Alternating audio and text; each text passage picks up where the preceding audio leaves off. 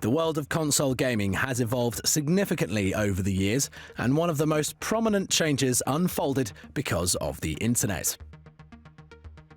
In 2002, players across the world became connected to friends and strangers online thanks to Microsoft's first-generation Xbox Live service. No longer was it necessary for friends to be sat side by side in order to play against or with each other. No longer was it the only option. But this meant the practice of sharing one console or computer, known as local multiplayer, took a fall. However, this style of gaming has not been forgotten. Whilst popular AAA franchises such as EVE Online and Destiny have dedicated themselves wholly to online play, indie developers have been spearheading a nostalgic resurgence.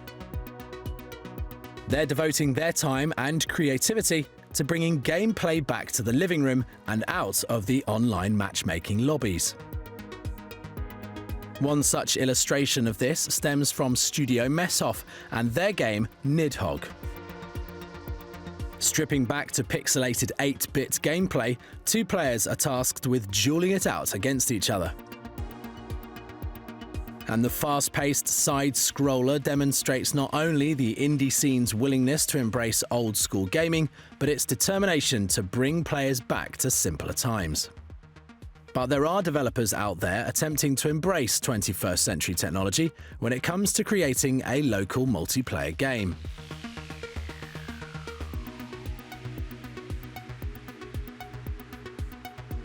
Studio Sleeping Beast Games have created Space Team, a cooperative game for phones and tablets.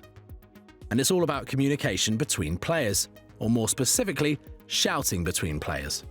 This unique gameplay, according to creator Henry Smith, garners its inspiration from the modern world. I realized that there are so many smartphones around, and they can communicate with each other with Bluetooth or Wi-Fi. And so why can't we have simple games we can play just in your living room or in the pub or waiting in line for something? I think there's a lot of potential there. And games like Space Team are indeed paving the way for experimental gameplay. Indie developers are now offering players even more unique experiences like these when it comes to playing alongside friends. And they don't come more unique than 4-player steal the ball and run frenzy game Turnover. The event-only game takes gameplay completely off the screen and projects it onto the floor beneath you.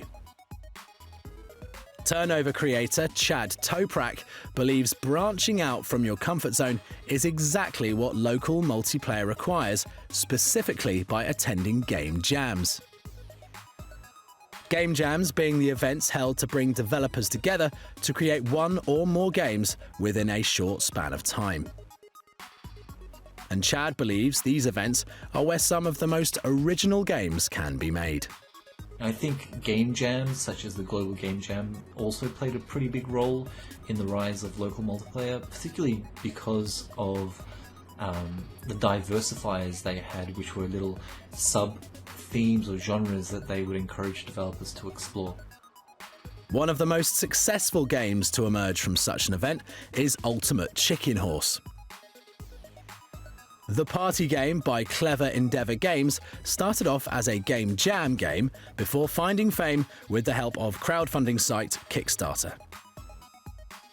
Trying something new with the platforming genre, the game flips between strategic level building and intense platforming. With up to 4 players sharing a controller, the aim of the game is to strategically place traps and hazards to make it too hard for your friends but easy enough for you. But while local multiplayer is beginning to thrive in new, innovative ways, the pressure is still felt by developers like creator Richard Atlas to put their games online. When we went to PAX Prime, we noticed that was the biggest feedback people were giving us, was you really need to make sure that it plays online, because basically I don't have friends here who I'm willing to invite over and play for however many hours. It's more like, I'll buy this game if there's online. It's not only the indie developers that are instigating the resurgence of local multiplayer, though. Nintendo's Wii U has established itself as a platform for such games, and one shining example of a game thriving on the console is affordable space adventures. Created by developers Nidhogg Games, players are put into the role of space tourists. An aspect that game designer Lau Korsgaard believes thrives in local multiplayer. Originally, it was a single-player game, but at some point we figured out it was much more fun if you could distribute the controls to multiple people. So instead of just playing this alone, you could just, give this, the controls to one person and the flashlight to another, and it becomes much more interesting, all the dynamics in the living room. Almost everything players can do is interconnected in some way, making communication between teammates essential. Developers hit by financial restraints have found a nostalgic avenue to invest in. Local multiplayer can once again bring players back together. And the style has clearly made a comeback, but is it here to stay? Turnover's Chad Toprak certainly thinks so.